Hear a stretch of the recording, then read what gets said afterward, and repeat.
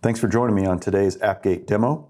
Today we're going to talk about logging, integration with Splunk specifically, and some automation examples using Splunk based on log records. So let's dive right into it. First thing I want to point out is my Appgate client. I've got an Appgate client. I'm already logged in. I'm served several different applications. One of these application quick launch icons is an access link to my Splunk environment. So if I click on it, it's an internal DNS name that's not publicly exposed in any way. I have this Splunk server set up running in AWS, and it's collecting logs from all of my appliances that are part of my collective. These logs are coming into the environment from something that we call a log forwarder. So my individual controllers, gateways, connectors, they're all configured to talk to the log forwarder and forward their log records to that forwarder. The log forwarder from that point, and I can have many log forwarders in my environment. I only have one in my case, but customers can have them deployed in different data centers around the world. From there, that log forwarder can manipulate the data, can encrypt the data, can filter it based on different requirements, can introduce different clients, like maybe the Splunk agent, for example. But different concepts could be applied at the log forwarder level. And from there, fed into any logging service. We support any syslog compliant SIEM. This obviously includes Splunk, but it also includes other platforms like QRadar, ArcSight, even Kinesis Firehose and AWS and other platforms like that as well. So there's a lot of different options with logging, really no limitations in how we can do that. Within Splunk, once you start seeing the data show up, you can begin to build dashboards. We've got examples of Splunk dashboards that are developed. They are about to be available in the Splunk marketplace. They're not available today, but they will be available in the next couple of weeks. And so you'll see some of these dashboards show up, whether it's an Appgate overview dashboard or a user diagnostics dashboard, where I can dive into individual users and see what how they're using the system, what applications they're accessing. Again, all derived from the basic log records that come out of Appgate. Well, what does that basic log record look like? If I go over to search here in my own Splunk environment, I can say index equal Appgate and see log records that have been fed in over the last 24 hours. Obviously, I can change this to any time frame that I want. But the point is that there are different types of log records. The daemon is actually the source of the log record. So here I can look at the different daemons. These are different processes that are running on the various appliances, so they're the source of the record itself. So think about the idea of network address translation. The fact that we're doing network address translation and we're logging those translations and sending those log records in is an important aspect. It is actually a pretty heavily used item within the environment. But also session data, controlling, logging the fact that different users, their sessions, what those session variables look like. This includes some of their posture check results and things like that. VPN daemon.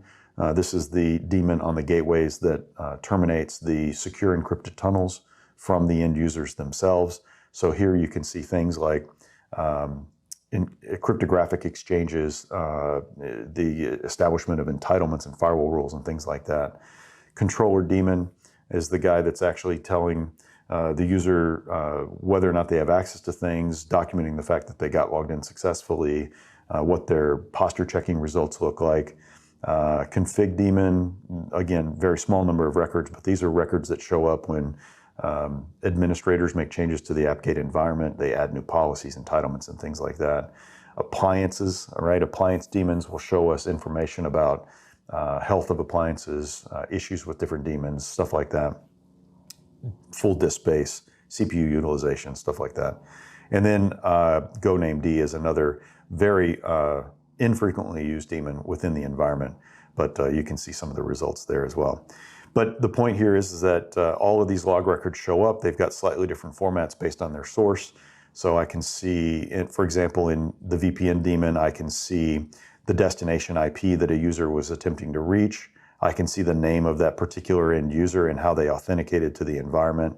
I can see the geo coordinates of that user. So I can see that the user in particular is coming in from this longitude and latitude. He's in the United States. He's in California. He's in Los Angeles, right? So there's, here's his postal code, 92028, right? So this is all based on the IP address of the source of the traffic. And we do that lookup in real time. Here's actually the application that he was accessing, Splunk, right? Which is the app I'm using to show this information.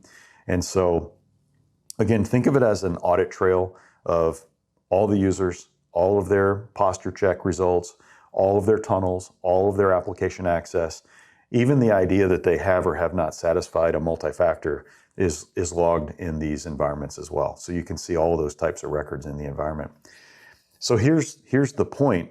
I can actually create within Splunk the idea of watch for certain types of log records, and if you see them, react by issuing API calls to something. So imagine a scenario that an end user is granted access to a particular application, and as long as the user uses that application in an appropriate manner, everybody's going to be happy. Splunk will log it, so we'll see that those log records are coming through.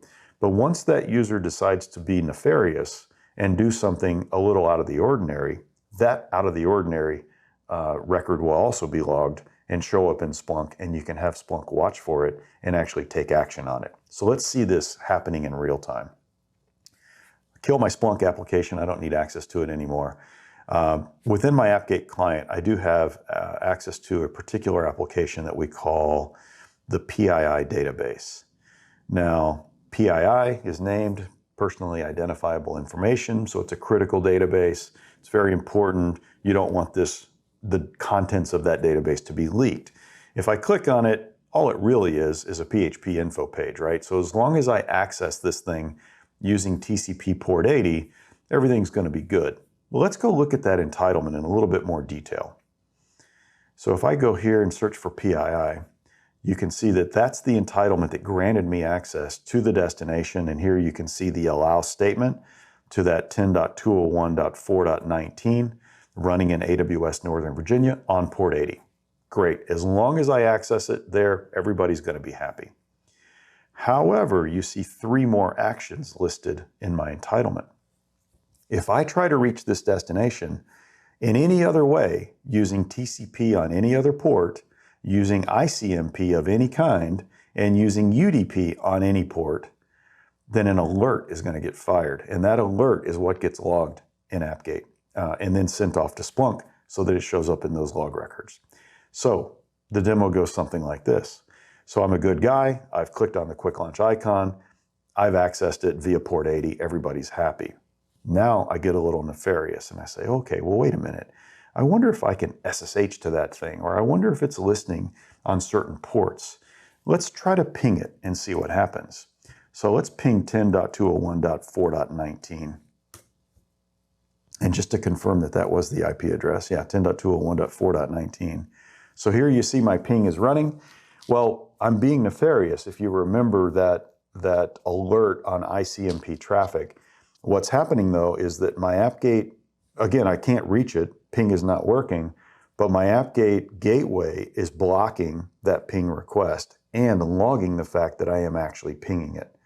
And so now what happens is the Splunk server receives that log and is constantly searching for alert records. When it finds one, it takes my identity out of the alert record and issues an API call back to the Appgate controller saying, this guy generated an alert record, add him to the blacklist. And so you see the results on my Appgate client. I now seem to be magically logged out of the environment. I haven't clicked on anything, I haven't changed anything, but that API call resulted in me getting kicked out of the environment. And I no longer have access to anything. Even if I type in my proper password, it's going to tell me that I have an invalid password. And so the ping continues to fail. And so at this point, you know, I could interact with the user by giving a different message, but the idea here is that the end user has to take some sort of manual action to be invited back into the environment. He's got to call the help desk and say, hey, can you please unblacklist me? I accidentally did something. Or your help desk can call the user and say, you've done something bad, time for you to go. So there's all kinds of options you can do there. But the point is that instead of having a red record show up in a NOC somewhere and have the NOC say, okay, I got users being nefarious out there, you could actually have an automated response in some cases to take the programmatic responses to different users doing different things in the environment. And that's it. Thanks for joining me.